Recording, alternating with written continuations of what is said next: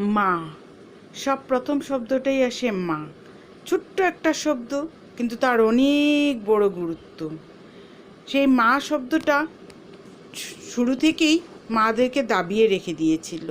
শুরু থেকেই যখন মেয়ে জন্মেছিল, প্রথম তো একটা মার কুলতে আলো করেই মেয়ে এসেছিল, কিন্তু সেই মাকেও সেই প্রথম পুরো অতীতে চলে যাও, অতীতে চলে যাও, কিন্তু খুব বেশি অতীতে গিয়ে লাভ নেই।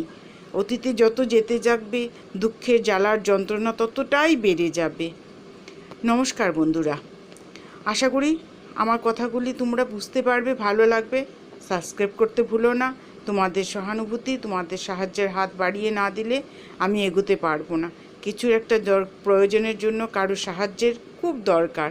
ঈশ্বর আমাদেরকে সেই সাহায্য না করলে আমরা সেটা পারবো না। সেই ঈশ্বরের গুণেই তোমাদের যদি সাহায্যের হাতটা বাড়িয়ে দাও, তাহলে আমি এগিয়ে যেতে পারবো। আমার কথাগুলি তোমরা বুঝতে পারবে।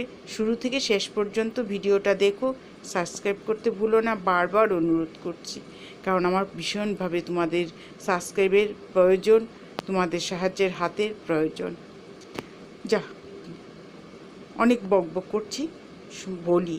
মা, যে প্রথম যখন মা হয়েছিল, তখন জানি না মায়ের কী রূপ নিয়ে মা এসেছিল, কিন্তু মা যখন আমাদের ধরাধামে ধরা দিলেন, পৃথিবী সেই মহিষাসুর মর্দিনী রূপে যখন ধরা দিলেন, তখন একটাই গান তো বেজে উঠেছিল না, মা জাগো মা, জাগো দোষ প্রহরণ দারিণী, অসুর দমন বলো প্রদায়িনী, তুমি জাগো জাগো জাগো মা। সত্যি বলছি, সব মা, সব নারীদেরকে সবার আগে জাগতে হবে। এতটা বাধা বিপত্তির মধ্যে মেয়ে জাতকে জড়িয়ে রেখে দিয়েছিল যে আজকাল মেয়েরাও অনেকটা উচ্ছৃঙ্খল হয়ে গেছে। কথা একটা আছে, শুনতে পাই, দেখতে পাই, কখনো বুঝতে পারি যে মেয়েরাই নাকি মেয়েদের চরম শত্রু। সেটাও কিন্তু সেই মেয়েরা ভুল করছে। তারা কি ভাবছে, আমি সেই অত্যাচারিত হয়েছি, আমি ঘৃণিত হয়েছি, এখন আমি যখন সুযোগ পেয়েছি আরেকটা মেয়ের সর্বনাশ করব। কিন্তু তাতে করে আখের তার লাভ হবে না, কিন্তু সেটা সে বুঝতে চায় না। কিন্তু আজকের দিনে আমরা মেয়েরা যারা দাঁড়িয়ে আছি, এখন মা হয়ে গেছি, যখন আমরা হয়তো মা হয়েছিলাম, তখনও ভালো করে উপলব্ধি করতে পারিনি যে আমরা মায়ের কতটা দায়িত্ব নিতে পারছি। তাই আমরা তখন কি করেছি, আমরা তখন অনেকটা বোকামো করে গেছি। হয়তো আমাদের সন্তানকে সেইভাবে লালন পালন করতে পারিনি। আজকে উপলব্ধি করতে পারছি, বেশ তো, ঈশ্বর আছেন, সেই সন্তানকে তিনি ঠিক সুস্থ রাখবেন, ভালো রাখবেন, কোনো ধরনের কোনো প্রবলেম তার মধ্যে আসবে না। বিশ্বাস রাখো, বিশ্বাসে মেলায় বস্তু তর্কে বহু দূর। কাজেই বিশ্বাসটা কখনো হারাতে দেবে না। সেই মাকে জাগতে হবে, বুঝতে হবে, যা হয়েছে সেটার জন্য ঈশ্বরের কাছে সারাক্ষণ প্রার্থনা করো। দুর্বল হয়ে পড়বে না, প্রার্থনা করবে, শক্তি দাও, কিন্তু দুর্বল হবে না।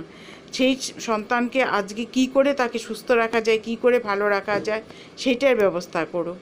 দেখো, দুইটা মা মুখোমুখি বসে আছে, কিন্তু দুজনেরই মুখে কিন্তু কোনো হাসি নেই। তারাও কিন্তু চিন্তায় মগ্ন।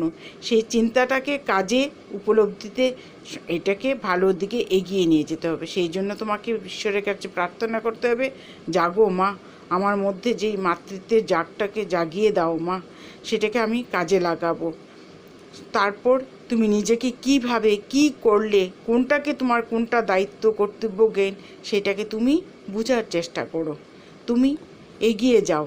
কেন পারবে না? সবাই পারে, তুমিও পারবে। সেইটাই তোমাকে মনে জোর রাখতে হবে। কখনো মনটাকে পিছনের দিকে ঠেলতে থাকবে না, সামনের দিকে এগিয়ে নিয়ে যাও। যা কিছু নূতন, সেটাকে নূতনত্বের দিকে এগিয়ে নিয়ে তাকে বরণ করে সুন্দরভাবে তাকে পরিবেশন করাটাই হলো একটা মায়ের প্রথম কর্তব্য। তাই প্রত্যেক মাকে বলছি, জেগে উঠো, পিছিয়ে পড়বে না। তার জন্য মুখ খুলো, কথা বলো, নিজের মাথার মধ্যে যে বুদ্ধিটা আছে সেটাকে কাজে লাগাও। সেই স্থির ধীর হয়ে একে অপরের দিকে তাকিয়ে কি করব সেই ভাবনাটা দূরে সরিয়ে দাও। তবেই দেখবে এগিয়ে নিয়ে যেতে পারবে। যা হয়েছে সেটার জন্য অনুতপ্ত তো অবশ্যই থাকবে, তাকে ভোলা যায় না, তাকে ভুলতে পারাও যায় না, আমি বলবো ভুলবেও না। সেটাকেই তোমার শক্তির আসল অবলম্বন করে তুমি এগিয়ে যাও। প্রথমত যা করতে হবে সেটা আমি আগামী পর্বে তোমাদেরকে বলছি। হয়তো বলবে সবাই জানি, সবাই তো বুঝতে পারি, তুমি আর নতুন করে কি বলবে। সেই যে শুরুতেই বলেছিলাম আমাদের খেয়ালের অভাব, সেই খেয়ালের অভাবটাকে জাগিয়ে তুলো, খেয়ালি হয়ে উঠো, নিজেকে সতর্ক করো, সাবধান করো। নমস্কার বন্ধুরা।